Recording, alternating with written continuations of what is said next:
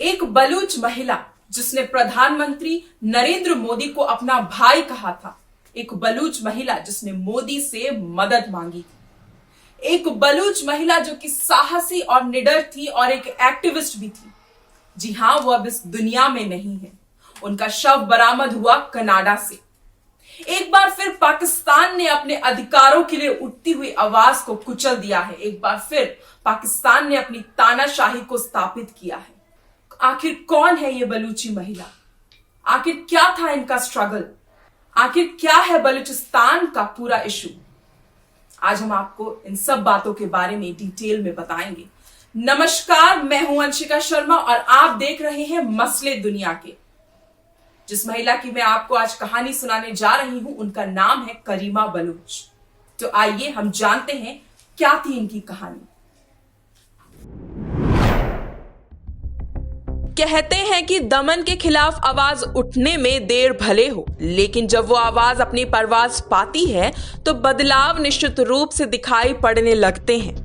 लेकिन ऐसी आवाजों को हमेशा कुचला जाता रहा है। कुछ ऐसा ही हुआ है बलोच नेता करीमा बलोच के साथ। करीमा की सिर्फ इतनी सी गलती थी कि उन्होंने पाकिस्तानियों के खिलाफ आवाज उठाई थी। उन्होंने ये तमन्ना की थी कि बलूचों के पैर में पड़ी पाकिस्तानी बेड़ियां टूट जाएं और वे अपने लोगों को ऐसी गुलामी भरी जिंदगी से मुक्त करा सकें। इसलिए संदिग्ध परिस्थितियों में उनकी मौत हो गई। पुलिस को करीमा का शव ओंटारियो लेक टोरंटो के हार्बर फ्रंट में मिला। आरोप लग रहे हैं कि पाकिस्तानी इंटेलिजेंस एजेंसी ISI ने करीमा की हत्या करवाई है। हम आपको बता दें, करीमा बलोच ह्यूमन राइट्स एक्टिविस्ट थी। वह बलूचिस्तान में पाकिस्तान सेना के अत्याचारों के खिलाफ संघर्ष कर रही थी। 2016 में पाकिस्तानी सेना के उत्पीड़न से बचकर कनाडा पहुंची। करीमा यहां रेफ्यूजी की तरह रह रही थी। उन्हें बलूचों की सबसे मजबूत आवाजों में से एक माना जाता है। 2016 में ही BBC ने उन्हें दुनिया की 100 सबसे प्रभावशाली महिलाओं में से एक बताया था। वे पाकिस्तान से बलूचिस्तान की आजादी के लिए संघर्ष कर रही थी। करीमा बलोच स्टूडेंट ऑर्गेनाइजेशन आजाद की पूर्व चेयरपर्सन भी रही हैं। कनाडा में रहते हुए भी वे सोशल मीडिया पर पाकिस्तान सरकार और सेना की ओर से बलूचिस्तान में किए जा रहे अत्याचारों पर लिखती ही रही हैं। इतना ही नहीं, उन्होंने इन अत्याचारों का मामला स्विट्जरलैंड में हुए यूनाइटेड नेशन के सेशन में भी उठाया था। 2016 में करीमा ने रक्षाबंधन के दिन प्रधानमंत्री नरेंद्र मोदी से बलूचिस्तान का साथ देने की मांग की थी। करीमा ने कहा था कि नरेंद्र मोदी जी रक्षाबंधन के मौके पर बलूचिस्तान की एक बहन आपको भाई मानकर कुछ कहना चाहती है, कुछ मदद मांगना चाहती है। करीमा के इस अपील के पीछे वजह थी मोदी जी का 15 अगस्त 2016 को दिया गया भाषण, जिसमें मोदी जी ने बलूचिस्तान का मामला भी उठाया था।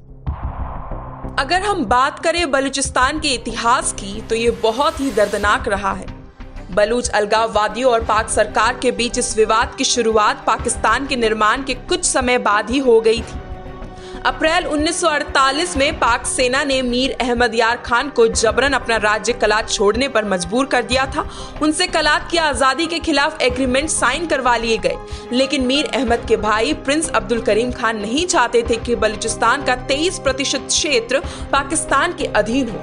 मई 1948 में अब्दुल करीम खान ने पाक सरकार के खिलाफ अलगाव का बिगुल फूका और अफगानिस्तान से पाक सैनिकों के खिलाफ गुरिल्ला युद्ध छेड़ दिया। बलूचिस्तान में दूसरा संघर्ष 10 साल बाद यानी 1958 में भड़का।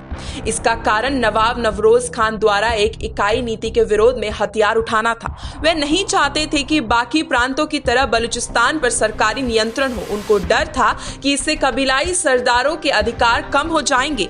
विरोध के चलते नवाब और उनके समर्थकों ने पाकिस्तान के खिलाफ गुरिल्ला युद्ध शुरू कर दिया।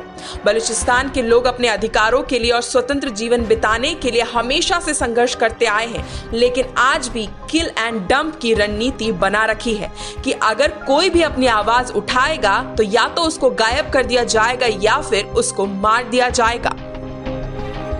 सिर्फ करीमा बलोच ही नहीं, उनकी तरह ऐसे और भी लोग हैं जिन्होंने अपनी आवाज उठाई तो उनको भी, उनकी आवाजों को भी कुचल दिया गया।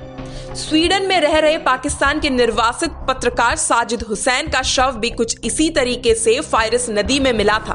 वे पाकिस्तान के बलूचिस्तान प्रांत के मूल निवासी थे और अपनी पत्रिका के जरिए वहां के सरकार की ओर से होने वाले अत्याचारों के खिलाफ आवाज उठाते थे। उनके मौत के पीछे भी पाकिस्तानी एजेंसी ISI पर शक किया जाता है। अब सवाल ये है कि आखिर पाकिस्तान बलूचिस्तान को फ्री क्यों नहीं छोड़ना चाहता।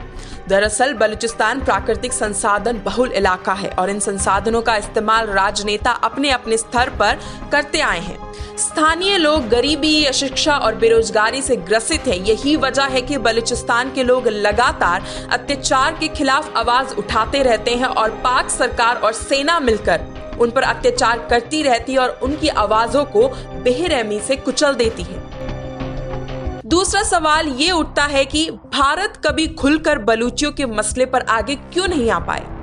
दरअसल बलूच नेता नवाब अकबर बुख्ती के पोते ने एक बार भारत से इस विवाद को हल करने में मदद मांगी थी।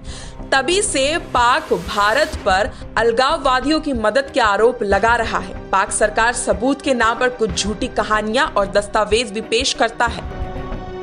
दूसरी ओर भारत की तरफ से बलूचों की मांग को अंतर्राष्ट्रीय स्तर पर ना उठा पाने के पीछे बड़ी वजह यह है कि भारत कश्मीर के मसले पर पाकिस्तान को हमेशा से घेरता आया है।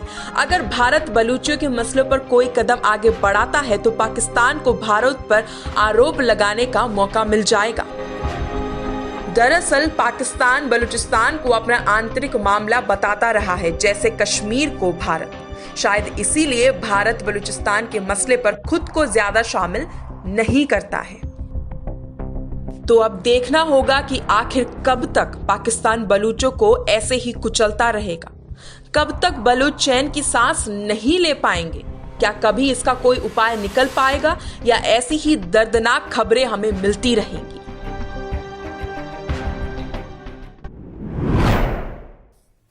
चाणक्य ने अपने मंडला थ्योरी में बताया था, अगर आपका पड़ोसी आपका स्वाभाविक दुश्मन है तो आपके पड़ोसी का पड़ोसी आपका स्वाभाविक सहयोगी होगा। जी हां, यही थ्योरी लागू हो सकती है बलूचिस्तान और इंडिया के रिलेशनशिप में। अगर बलूचिस्तान एक इंडिपेंडेंट कंट्री बन जाता है और इंडिया से अपने हाथों को मिला लेता है और इंडिया के साथ अगर सहयोगी बन जाता है तो इंडिया और बलूचिस्तान मिलकर के पाकिस्तान को एक करारा जवाब दे सकते हैं। पाकिस्तान के आतंकवाद को बिल्कुल जड़ से खत्म कर सकते हैं। दूसरी बात, हम जानते हैं कि बलूचिस्तान में कई प्रकार के धातु पाए जाते हैं। अगर इंडिया और बलूचिस्तान का रिलेशनशिप बन जाता है तो इंडिया और बलूचिस्तान के बीच आदान प्रदान होकर के एक अच्छा ट्रेड मार्केट भी सेट हो सकता है। तो अब देखना होगा कि बलूचिस्तान कब एक इंडिपेंडेंट कंट्री बनेगा। बलूचिस्तान कब पाकिस्तान की तानाशाही से बच पाएगा।